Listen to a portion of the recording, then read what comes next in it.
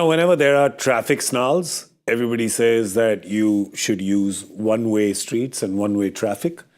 The Indian team today thought that they were the traffic police in Kolkata because that's exactly what they served up to England. One-way traffic when they were bowling, one-way traffic when they were batting.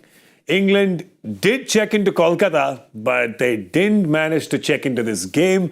132 all out after being put into bat, and India getting to that total with over 7 overs to spare, 7 wickets in hand, easily done on the back of a brilliant innings by Abhishek Sharma, 79 of 34, just once again, just stamping his class, his youth, his exuberance all over this game. I'm Gaurav Kapur, with me Zaheer Khan and Michael Vaughan. This is Cricbuzz Live. Zach, just a few words on Abhishek Sharma's prolific knock today. You can use 100 words or less. Well, he was just superb, isn't it? Both, in fact, Sanju, Samson and him. Yeah. You expect this kind of a knock from Abhishek Sharma, and it just once again proving that his intent is just to be aggressive, and the shot making and the strike rate and his stand, if at the crease, is longer. Yeah. You know that this is what he's going to dish out pretty much every time he walks in. Yeah. Because he's someone who's thinking of sixes more, I think, than anything else. Yeah. That's the way he loves to approach his game. And if he's able to stay there for so long, it'll always be these kind of numbers. Yeah. So the batting depth of Indian team is allowing him to do that. Yeah. And that's a great positive sign for the Indian team. Sanju Samson and him both. Sanju Samson was very attacking, aggressive at the top, which is actually in a way taking pressure off Abhishek. Didn't get that much of a strike. You've seen in South Africa at times with the new ball, looking to really put the bowlers under pressure from the word go. He sometimes loses his shape, also loses his wicket early. But today somehow, because of Sanju Samson taking that responsibility, he came in on strike a bit later and capitalized on that. You know what, Michael? I think it was genius from Sanju Samson, because Abhishek Sharma didn't get strike till the 3rd over. By that time, he was like, give me something, I want to bat. Yeah, I mean, that was a tremendous display by India. They've got an amazing group of players that, I'll say this, I think India's T20 team is their best format by quite a good distance at the minute. I just think they've got so many good players, so many free-spirited young players that just play the game in the right fashion. And in Abhishek Sharma, he's got such a swing of the willow. That bat flow is so pure to go over the offside, the onside, front and back foot against spin, against pace. England have got a bit of homework to do. You can't compete against the best team in the world in T20 with just 2 players. And Josh Buttler and Jofra Archer had good nights. They played nicely, but the other 9 just looked completely rusty. They looked short of a gallop. And they were exposed by a brilliant side. Yeah, we're talking about when you have a look at the Indian batting lineup, you'll see that Sanju Samson, Abhishek Sharma, they got that stand going. Even when Sanju Samson got out, Abhishek just kept going. Tilak, first ball, you see him, the intent is at display, isn't it, Zach? Even though Surya did that. He was playing Archer. The first 2 balls, he tried to hit them. Third, also tried to hit it all the way, like halfway up to the moon, and it was caught by the wicketkeeper. But even though 2 wickets have got lost in 4 balls, Tilak Varma comes in, steps out, swings the first ball he faces. Yeah, I think obviously the kind of total which you're chasing has some kind of effect on those kind of shots or approach, you can say. But we've seen from this team that they want to capitalize on that power play for sure. Yeah. And that intent is really shown in the power play. And then in the middle overs, they bank on maybe rotating strike, depending on how the situation is going. But yeah, that intent is something which is very, very evident. It's such a good point, Zach, because we can harp on about Abhishek's innings and about the intent shown by all the batters. But this was all made possible, as Zach pointed out, by a low score they were chasing. And that was made possible by a brilliant bowling effort. I think, Michael, it's safe to say that India shut the door on England in that very first over that Arshdeep was bowling and just never opened it. Yeah, I think England were in the game for about 1 ball. After that, they were struggling. India were just dominating pretty much from that tone that Arshdeep created with that new ball where he got wickets, he bowled with skill, put England under pressure, and then it was really a struggle. And particularly then the spinners come on and they get 5 for 67 from their 12 overs. And that's really where England lost the game, with the way that they played the spinners. If they'd have got 180 to 200, would it have been enough? Probably not. You know, the pitch was a good one. And I also look at England's bowling attack and think, where's the left armour? You know, England over the last few years, when they've been strong in white ball cricket, T20 cricket, they've had a Reece Topley, they've had a Sam Curran. And I know we've got a wonderful left armour in Zach in the studio, but I just always think that in T20 cricket, you've got to have a left arm over. You have to have one, if not two, just to create the different angle changes and come over the wicket, round the wicket. And that'll be something that England, look, there isn't a left armour in the squad, so it's not that they can bring one into the next game, but I do think they're going to have to look at that, because it's so important in T20 cricket that you have those angle changes. Yeah, they don't even have a left arm spinner, Zach. We were talking about that. I don't even think they have a left arm spinner there. But yeah, great point with the angle changes, because you've got four really, they're good bowlers. All the quicks are good bowlers. But with Mark Wood, Jofra Archer, Overton, Atkinson, is it just easier for the bowlers? I mean, you've been part of diverse bowling units. You've also been part of a bowling unit that only had left arm pacers, right? Well, you got to give that much emphasis on bowling and selecting your bowling unit accordingly, having that many variations in the bowling squad. But over the years now, what you've seen, the conscious effort from England team in terms of stacking up the game, they want to stack up their batting. You know, the importance have been given to bowlers who can bat as well. Yeah. You get a selection nod based on that as well. So that has been the conscious effort from the England team.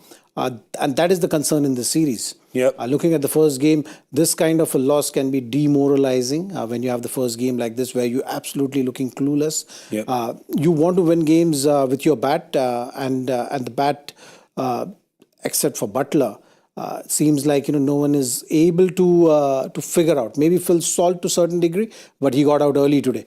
So yeah, batting is dependent on maybe 1-2 guys really setting that platform. And that is the concern. I think bowling, once you have the runs on board, this is a sort of bowling attack will then be coming into play. But if you don't put runs on board, it's always going to be a catch-up for England. Jacob Bethel can roll his arm as well, but you're looking at front line. They've got Rehan Ahmed, who's on the bench, the front line spinner. You've got Bryden Cast, the pace bowler, again right arm. So yeah, there is a problem there. But I just want to, anyone who's watching this now or has a look at the scorecard, Michael, after the game has happened, and they look at the two squads, they'll be really confused, because they'll be thinking these two managements were playing on different pitches, were they? Because it's completely different, the side selection in terms of bowling. Is that what happened at the halfway house? Is that what India did? They changed the pitch. No, I just think England have been exposed today. That you arrive in India and you're up against the world champions with a young set of players with a great mindset. And if you're not 100% on your game, and that's probably 8 of the 11 players playing to their real true levels, you're going to get exposed against quality, and that's what's happened.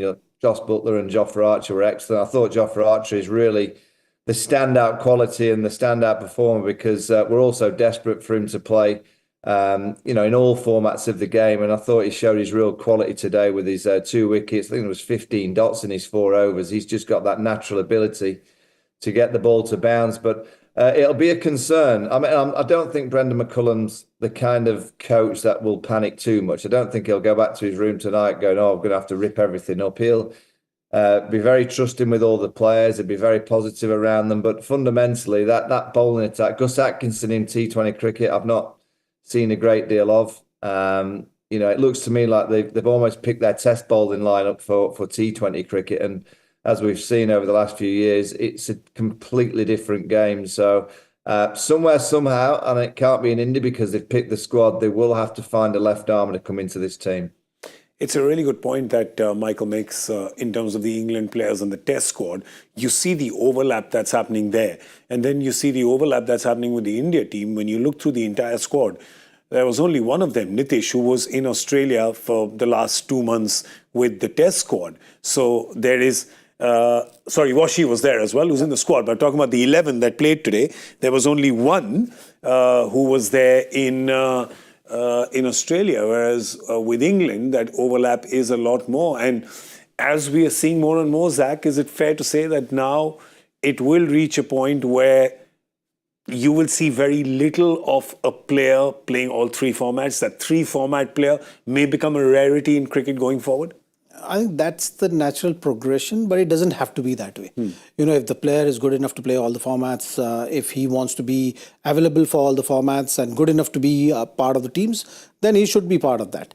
But you will have the options of choosing players according to the format, or maybe the kind of cricket you want to play, the kind of stack up you want of the playing 11. Is this something which will be determining all these kind of decision making processes? But other than that, I think it's up to the individual how he looks at it. You've seen players who are very keen in playing all the formats, and then the process of keeping yourself fit, making yourself available, and living up to the challenges of all the three formats. Yeah, I want to quickly touch upon the fielding as well, because I thought India was absolutely brilliant in the field today. There was, the catching, the fielding, and that's something that, Zach, we've been seeing from this team in the recent past. They're really working hard on that, and it's paying dividends. I think it's non-negotiable in modern day cricket, especially in this format. You got to spend enough time. You got to have that kind of approach, attitude, to make sure that you're spot on with your fielding. Because the margins are so small, a brilliant catch can turn the game around. A good save can win you match, and that is something which you have to be ready for. So with this Indian team, looking at the squad, looking at the transition now going forward, this surely has to be a non-negotiable. Yeah, we'll just show you quickly what has happened in the game today. The first of five was played at Eden Gardens. Surya won the toss and put England into bat. And the Indian bowlers, well, the story was just all about the Indian bowlers today. And they worked really well in a pack. For England, that was just Jos Buttler, the captain, one man standing, got more than half the team's total, just Jos Buttler alone. But at the end of the day, that's what he was, alone. Just didn't get that support from anyone up and down that batting lineup. And there's a lot of batting there, but didn't get support from anyone, not even a solid cameo. So that was a bit of a problem there. But the tone was set by Arshdeep right up front. And Arshdeep now, and rightly deserved, is in T20s the highest wicket taker for India. He overtook Chahal today till this game began. It was Yuzi Chahal who was top of those charts, and just slowly but surely, look who's crept up that chart. I mean, it's Hardik Pandya. You don't think, if I was to ask you just off the top of your head, if I said, oh, who's the third highest, not a lot of people would think Hardik, maybe because he's an all-rounder, he's also been kind of in and out, but this just shows that he's been there and thereabout, and today the faith that the management has shown in him as the designated new ball bowler. Well, this has been his preferred format, so he makes sure that he doesn't miss many games. He's always available for this format, and that's what the numbers are suggesting. So 110 games is quite a staggering number when you're looking at this format. When you're talking about Arshdeep, of course, the numbers are reflective of the fact that he's so consistent with taking wickets, isn't it? 61 games, 97 wickets is pretty much close a wicket and a half. Yeah, wicket and a half. A game which in this format is massive. And usually bowling with the new ball, you've seen his impact has been getting better and better as he's playing more and more with the new ball. And we've been talking about the Indian system. The T20 format has been that preferred format where you've been giving opportunities to the bowlers. The senior bowlers are resting. And one guy who's been playing consistently and regularly has been Arshdeep.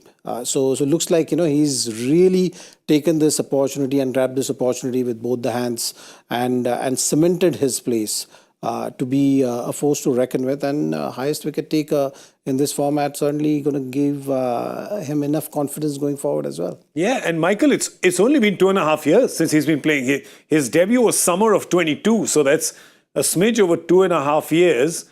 Played 60 games, got close to 100 wickets. That's gold.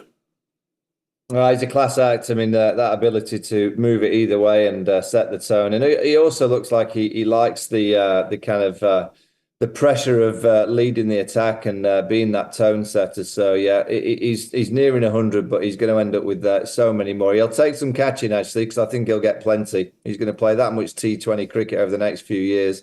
He'll get a number on the board by the time that he hangs his boots up. That might be quite difficult to catch.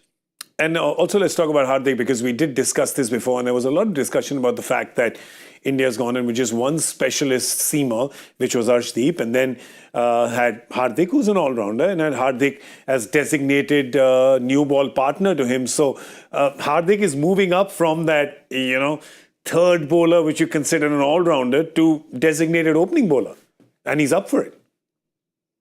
Yeah, absolutely. I mean, again, when he's fit, he's a wonderful all-rounder. I mean, we've seen what he does with the bat, but with the ball, I've always rated his bowling when he's fit. He's just got that knack of taking wickets. That's a real skill to have. He doesn't necessarily always bowl the best balls, but he just seems to get that ball to the fielders in the air, and that's a key trait of any real quality all-rounder, that they've just got that knack of changing the game, whatever they're doing, whether it's in the field with the bat in hand and Hardik with the ball in hand. So it's always great for Indian cricket when Hardik Pandya is able to bowl and contribute, because you ask any coach or captain, when you've got a real quality all round, and you put Nitish Kumar Reddy in there as well, he can bowl some good seam, and you're starting to develop a group of seam bowling all rounders. I know you've always wanted a few over there in India. Well, I think there's a few just starting to arrive, which is great.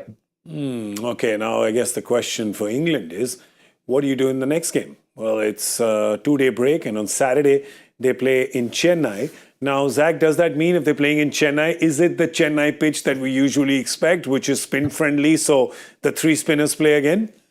Well, today the pitch didn't look like it was turning a lot. Yeah. There were no demons in the pitch when the spin bowlers were bowling. It just... They were in the England batters' minds. Exactly, I think. If that is the case, Chennai... It doesn't matter what kind of pitch is, there'll definitely be some kind of assistance to the spinners. And that is going to increase the challenges for England batsmen for sure, going in that match. And that is going to be the real question, which Brandon McCullum will have to throw at all the batters, that how are you going to tackle this challenge? Yeah. What kind of options you're going to choose, how you're going to approach and do that adjustment mentally. To be able to find a way, because there's hardly any time in between right now, this game and the next game, to figure things out technically. But what you can do is definitely figure out the options, how you're going to approach it. Maybe 2 batters playing together, someone giving company to Joss, and making sure that those partnerships are building. How you're going to set that platform is something which they'll have to figure out, and it's going to be more of mental adjustment than technical adjustment. Yeah, well, Michael, today we've spoke about it earlier as well, that England was at sea when it came to playing spin. That way, I mean, there was not much help from the surface. So they're literally going from the frying pan into the fire, because Chennai, there is assistance off the pitch itself. Yeah, it might actually spin in Chennai. It didn't spin a great deal today.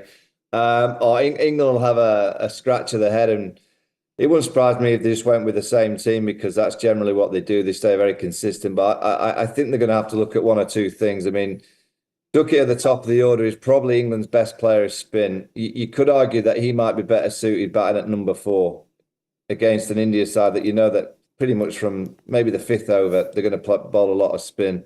It might be that Butler has to go back to open, Harry Brook at number 3, and then you put Duckett at number 4.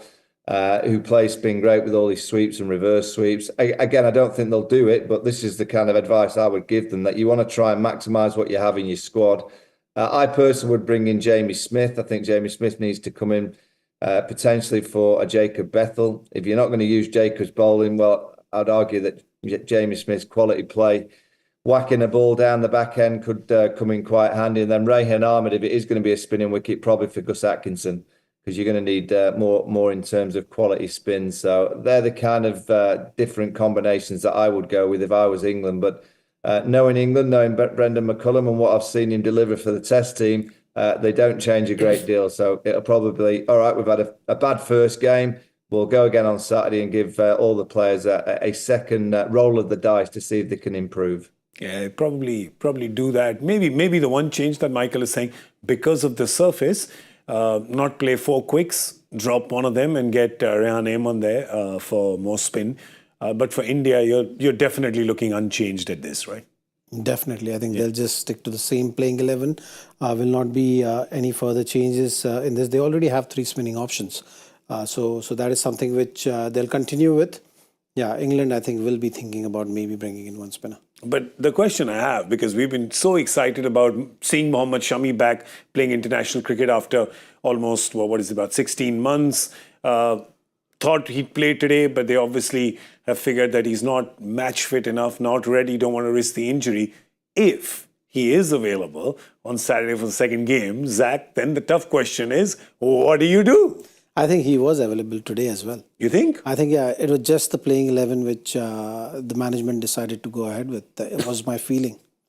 Looking at the stack up, I mean, you have Hardik bowling with the new ball, you have Arshdeep being in good form, you have Nitish Reddy as well.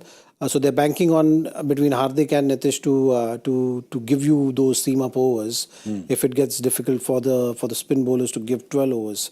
So I think it's just the calculation which the captain and the coach is doing and saying that, okay, fine, we'll take that much of risk. That's so interesting because Shami has been obviously one of the top white ball bowlers and even did that in the World Cup when we saw him last play, which was in 2023. But Michael, if they've got him in this squad, obviously, because they want to get him some game time before the Champions Trophy, which, begins in 4 weeks.